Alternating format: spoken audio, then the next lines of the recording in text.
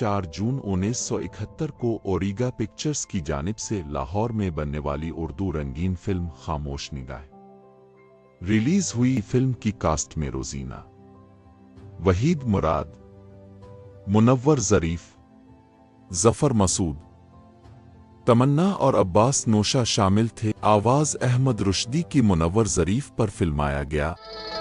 अलिफ से अच्छी गाफ से गुड़िया, अलिफ से अच्छी गाफ से गुड़िया, जीम से जापानी, लूट लिया है तूने एक मुसाफिर पाकिस्तानी। हो गुड़िया जा पानी, हो गुड़िया जा पानी, हो गुड़िया जा पानी, हो गुड़िया जा पानी।